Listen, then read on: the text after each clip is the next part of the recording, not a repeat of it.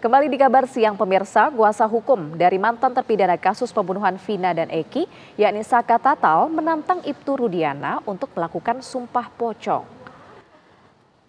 Saat Rudiana menggelar konferensi pers bersama dengan kuasa hukum kondang Hotman Paris Hutapea di Keraton Kacirebonan pada Selasa 30 Juli lalu, ia mengeluarkan pernyataan bahwa dirinya siap melakukan sumpah pocong untuk membuktikan kebenaran terkait isu yang menyebut bahwa Eki anaknya masih hidup. Hal tersebut diungkap oleh dirinya saat ditanyai kesaksiannya oleh Hotman Paris.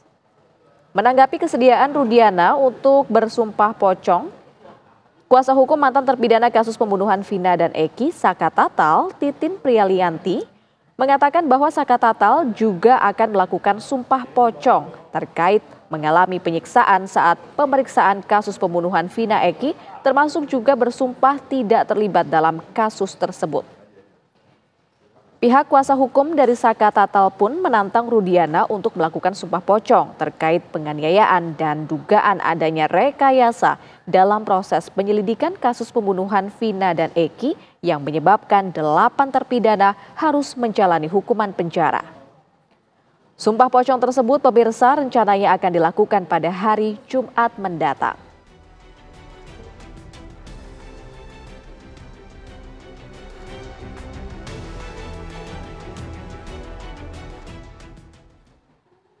Sejumlah pihak mengklaim untuk melakukan sumpah pocong demi membuktikan kebenaran pernyataannya dalam kasus pembunuhan Vina dan Eki.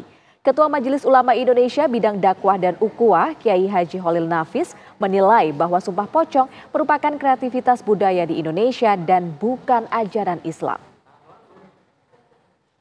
Pocong ini adalah kreativitas dari kebudayaan lokal. Dengan cara orang dibungkus kain kafan, ada kalanya juga dikalungin kain kafan, masing-masing daerah berbeda-beda.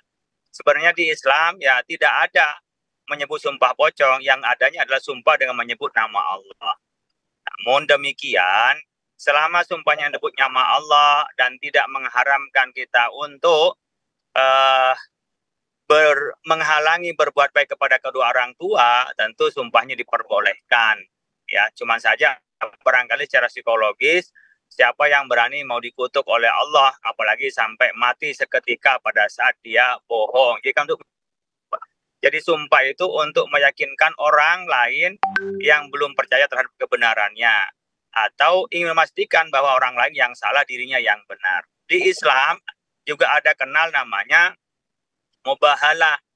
Mubahalah itu sumpah yang dengan keluarganya untuk memastikan bahwa dirinya benar. Kalau ketepatan salah, dia siap dikutuk oleh Allah. Jadi siapa yang salah dengan kutukan dari Allah. Dan ini adalah menyeramkan. Ya. Karena siapa sih kalau orang beriman pengen dikutuk. Oleh karena itu, ya sumpah pocong, saya pikir kalau dalam pengadilan, ya bukan dengan sumpah. Tentu ada dengan bukti-bukti dan saksi-saksi. Biasanya sumpah dilakukan di luar pengadilan untuk memastikan bahwa diri dalam keadaan yang benar. 6 terpidana kasus Vina telah selesai diperiksa oleh penyidik Bareskrim. Kuasa hukum terpidana dalam waktu dekat mendaftarkan PK ke Mahkamah Agung. Seperti inilah proses pemeriksaan yang dilakukan oleh tim penyidik Bareskrim Polri terhadap 6 terpidana kasus Vina beberapa hari yang lalu.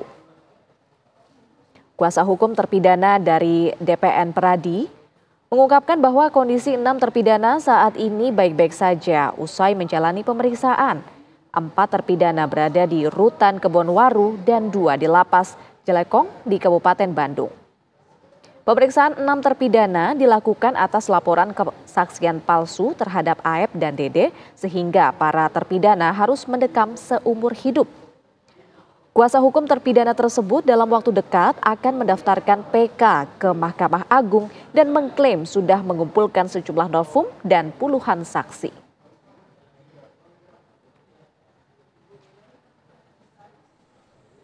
Pemeriksaan terpidana yang dilakukan oleh Bareskrim telah selesai terhadap 6 terpidana. 4 diantaranya berada di Rutan Kebonwaru dan 2 di Lapas Jelekong, di mana para terpidana merasa lega karena tidak adanya tekanan dari penyidik, dan kami dari DPN Peradi dengan beberapa advokat yang ada di Bandung ini turut mendampingi para terpidana. Terima kasih.